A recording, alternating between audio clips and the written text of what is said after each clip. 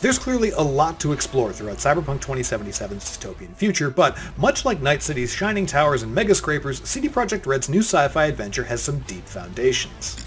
With 30 years of lore behind it, there's a lot to catch up on, whether you're a complete newcomer to the Cyberpunk universe or a tabletop veteran looking for a refresh. So to that end, here's a relatively brief history of the Cyberpunk world before 2077. Now, there's nearly 100 years of history to get through, so we gotta skip over some of the small stuff. For a much more detailed timeline, you can check out the full written version of this on IGN.com.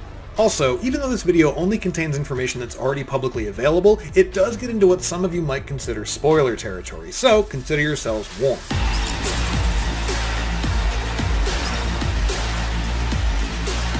Even though 2077 is set 50 years from now, the Cyberpunk universe really gets its start in the late 1980s.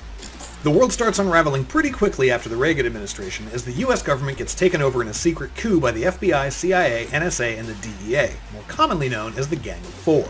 Now, this shadow government goes pretty much full bore on the whole profits over people thing. Along with a combination of plagues, wars, climate change, worldwide economic meltdowns, and natural disasters, it ultimately leads to a complete collapse of the United States as we know it in the mid to late 90s.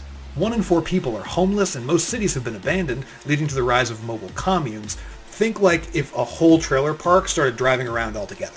And these would eventually become what's known as the nomad clans, and several states like California and Texas secede from the US to become free states. Now, the rest of the world fares a little better through the end of the 20th century, though not necessarily by much. The European Union, known as United Europe in fiction, remains fairly stable despite global market crashes, resulting in the Eurodollar, or EDI, emerging as the ranking global currency. South America manages to drive out US troops after a bunch of resource wars, disease and food shortages crop up all over the planet, and most of the Middle East is turned into a glassy, radioactive wasteland by small-scale nuclear war.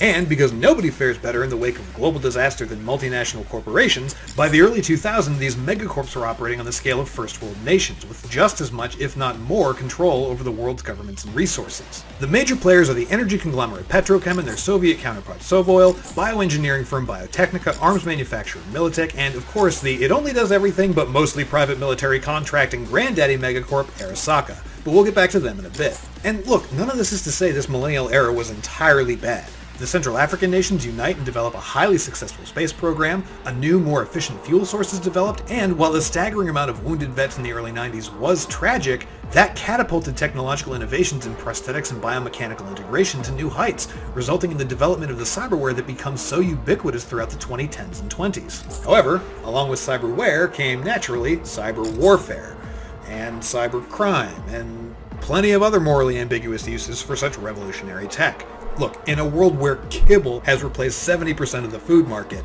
it's no wonder that a ton of people took an extreme path towards getting ahead in life. And these cybered up hellraisers for hire, whether street kids or corporate wannabes, eventually became known as edge runners, or sometimes, more commonly, cyberpunks. And this is where we get into more serious spoiler territory, so if you really want to go into 2077 completely fresh, bail out now. In 2013, unironically named rockstar in Cyberpunk Johnny Silverhand is leaving a gig with his girlfriend Alt Cunningham when they're jumped by a corporate hit squad. They leave Johnny for dead and kidnap Alt, dragging her back to Arasaka HQ. You see, as it turns out, the Megacorp isn't particularly satisfied with being one of, if not the, biggest multinational corporation in history. They're pretty much bent on world domination. And what Johnny doesn't know is that Alt was a really extraordinary netrunner, a hacker, who had designed a legendary bit of malware known as Soul Killer.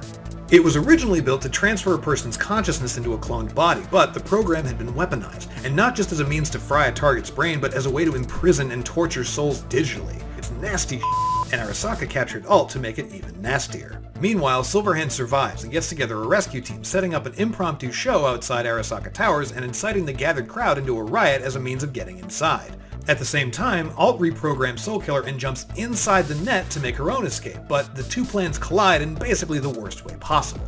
Johnny and his crew blast their way into Arasaka, inadvertently cutting off Alt's retreat back to the real world when a burst of gunfire severs her connection to her physical form. Thinking her dead, they make their escape, leaving a disembodied Alt trapped floating in cyberspace. As the name implies, there'd been 3 previous wars between competing megacorps prior to the 2020s. I mean, when a company operates with the GDP and military force of a small country, the fight over corporate dominance is bound to get ugly.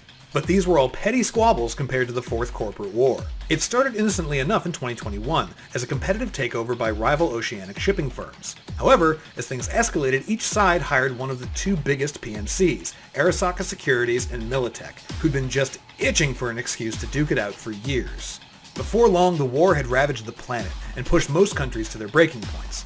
Almost all transglobal shipping had been shut down, the orbital colonies had declared independence to get out of the conflict, and the entire net was wiped out when Arasaka's assassination of renowned hacker Raish Bartmoss released a virus that infected nearly 80% of all cyberspace, crippling corporate and governmental entities alike. Night City ended up being ground zero for the end of the war. As a free city and a free state, both Militech and Arasaka had strongholds there, and without a national government to hold them accountable, the city was a hotbed of continuous fighting between the two. Finally, in August of 2023, it all came to a head when a small-scale nuclear device went off at Arasaka's headquarters in the city center. Heads up, we're getting into more potential spoilers right now if that's still a concern. The specifics of what happened during what would become known as the Night City Holocaust are hazy. And of course, by hazy, I mean that 2077 might just completely retcon all the old tabletop adventures, but I'm going to assume those books are mostly gospel, especially because they just released a new one. There was never an official ruling as to who set off the nuke. The two leading theories are that Militech got overly bloodthirsty as the war reached fever pitch, or that Arasaka nuked their own HQ to protect their corporate secrets, but, as you might expect, the real story is nowhere near that simple. Apparently, Arasaka had managed to lock down Alt's digital consciousness, and used her to build a new version of the Soul Killer, something that neither Militech or the US government could really let slide. The two joined forces and assembled a Black Ops team headed by the legendary mercenary Morgan Blackhand, consisting of another merc named Rogue, a journalist called Thompson who actually writes for the Night City Inquirer in 2077, the netrunner Spider, and, you guessed it, Johnny Silverhand, who was all too eager for both revenge and to attempt another rescue mission. The objectives were simple enough. Get in, rescue Alt, eliminate the Soul Killer, and then just drop a tactical nuke in the basement to destroy Arasaka's main corporate databases. Of course, this being Cyberpunk, nothing goes according to plan, and everything goes completely to hell when Arasaka's favorite full-Borg cybergoon Adam Smasher shows up and pumps a bunch of lead into Johnny Silverhand. Spider tries to back up his brain using some sort of data slug given to her by Alt. We're assuming this is the biochip that V eventually steals in 2077, but her equipment is destroyed in the firefight and the process fails. The team manages to burn out Soul Killer, but they can't save Alt from remaining trapped in the collapsing data net.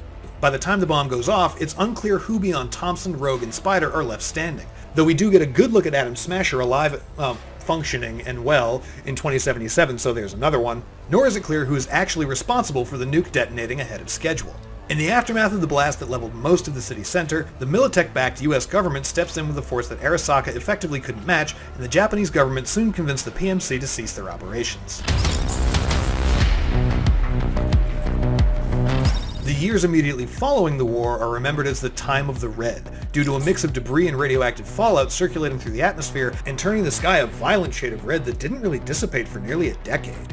The global balance of power shifts away from corporations and back to national governments, with laws being put in place to demand at least some semblance of accountability in the face of any corporate wrongdoing. With much of its industrial infrastructure destroyed or crippled, the world experiences something of a technological recession, with the production and development of cyberware taking nearly 30 years to return to the levels it was at in 2020. Now, this might have been quicker if the net was still around to share information, but after Bartmoss's data crash, it was so overloaded with rogue AIs and self-aware viruses that it was effectively written off as a digital wasteland, sealed off behind a black wall by the Netwatch agency as new local net hubs were being rebuilt. Amid all this, Night City, along with several others, rebuilt itself, thanks mostly to nomad supply chains and corporations looking to buy their way back into society's good graces. The new United States government failed to provide any meaningful aid, instead trying to leverage offers of assistance against the Free States' hesitancy to rejoin the Union. I bet you can't guess where this is going. This so-called reunification effort by the NUSA eventually became a war all its own, as the federal government of the United States tried to bring the Free States back into the fold. Night City found itself wedged in the middle, as Southern California rejoined the US and the Northern Free State refused, though it managed to avoid being drawn into the fight thanks to the help of an unlikely ally, Arasaka. The security giant had been all but banished from North America, but their arrival instantly made the feds back down from an escalation they knew they couldn't afford. A treaty between the remaining free states and the NUSA was signed, and Night City was designated an international free city, exempt from the laws of both the new US government and the Free State of Northern California, to the immense delight of megacorps everywhere, not least of all Arasaka, who wastes no time setting up their new American HQ right on top of the ruins of the old one.